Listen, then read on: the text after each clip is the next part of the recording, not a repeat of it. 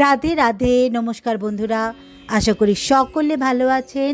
আমাদের পরম প্রিয় সখা শ্রীকৃষ্ণের আশীর্বাদে সবাইকে শুভ দুর্গাপুজোর শুভেচ্ছা জানিয়ে আজকে কথা শ্রীকৃষ্ণকে শোনাবো এক অনন্য কাহিনী। শহরে এক ব্যস্ত পরিবার, বছরের পর বছর ধরে নবরাত্রি তাদের ঘরে হয়, কিন্তু এখন সেটা যেন শুধু আচার অনুষ্ঠানেই সীমাবদ্ধ। ভক্তি, আবেগ সব কিছু যেন হারিয়ে গেছে। শ্রেয়া সফটওয়্যার ইঞ্জিনিয়ার, কাজের চাপ, সম্পর্কের টানাপোড়েন সব মিলিয়ে যেন শুকিয়ে যাচ্ছে। শ্রেয়ার দাদু বাড়ির সবচেয়ে বয়স্ক মানুষ। তিনি সব সময় শ্রীকৃষ্ণকে মনে করেন। তার কাছে কৃষ্ণ কোনো দূরের দেবতা নয়, তিনি বাড়িরই মানুষ। নবরাত্রি শুরু হয়ে গেছে, কিন্তু অফিসে কোনো ছুটি নেই। শ্রেয়ার মনটা খারাপ। অফিসের প্রেজেন্টেশনও ভুল হয়েছে। বাড়িতে এসে দেখে দাদু শ্রীকৃষ্ণের মূর্তির সামনে প্রদীপ জ্বালাচ্ছেন। শ্রেয়া দাদুর কাছে গিয়ে জানতে চাইল নবরাত্রির 9 দিনের কাহিনী। দাদু বললেন, শোন মা, তবে প্রথম দিন শৈলপুত্রী। মা শৈলপুত্রীর মতো নিজের শক্তি খুঁজে নে। ভুল তো জীবনেরই অংশ রে মেয়ে। শ্রেয়ার মনে হলো কথাগুলো যেন সরাসরি তারই জন্য এসেছে। দ্বিতীয় দিন ব্রহ্মচারিণী।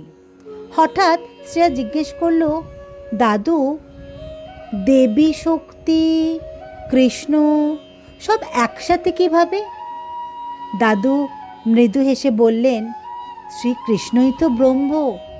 মা ব্রহ্মচারিণী জ্ঞানের আলো নিয়ে আসেন।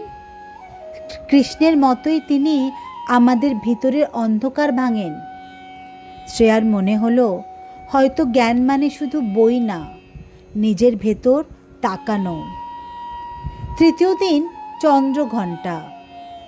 বাড়ির ছোট্ট মন্দিরে ঘণ্টাটা বেজে উঠল। শ্রেয়ার মাথায় হঠাৎ একটা শান্তি নেমে এলো।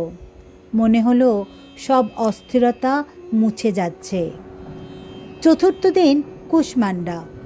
দাদু বললেন, মা কুষ্মান্ডা সৃষ্টির দেবী। নিজের জীবনের আলো নিজেকেই জ্বালাতে হয় সোনা।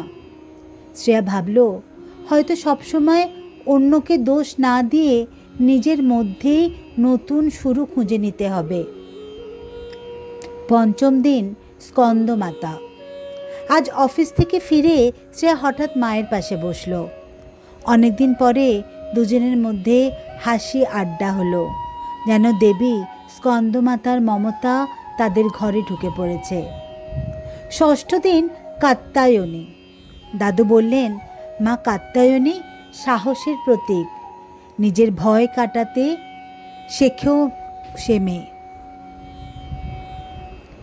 সেদিন শ্রেয়া ঠিক করলো তার বসের সাথে খোলাখুলি কথা বলবে নিজের ভুল আর কাজের চাপ নিয়ে। সপ্তম দিন কালরাত্রি। অন্ধকারে সবাই অস্থির হয়।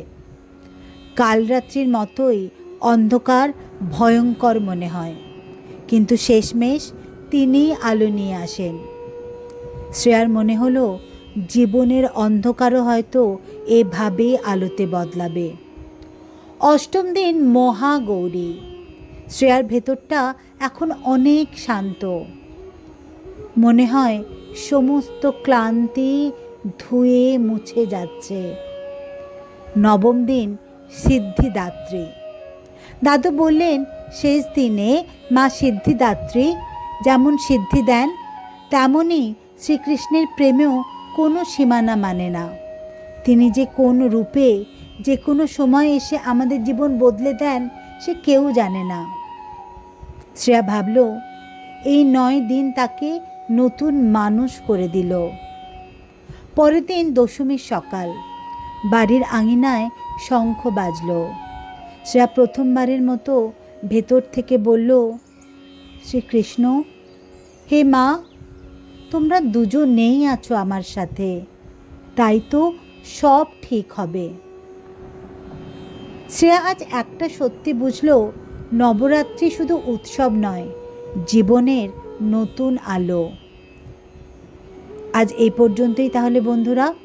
এরকম আরও এমন শ্রীকৃষ্ণের অন্তঃছোঁয়া গল্প পেতে লাইক, শেয়ার এবং সাবস্ক্রাইব করুন কথা শ্রীকৃষ্ণ কি, যেখানে कृष्णवाणी कथा बोले आधुनिक जीवनेर भेतर दिए। और अगर आप ऐसे ही श्री कृष्ण स्टोरी हिंदी में सुनना पसंद करते हैं तो प्लीज़ स्टे कनेक्टेड विथ लीला राधे कृष्ण की यूट्यूब चैनल।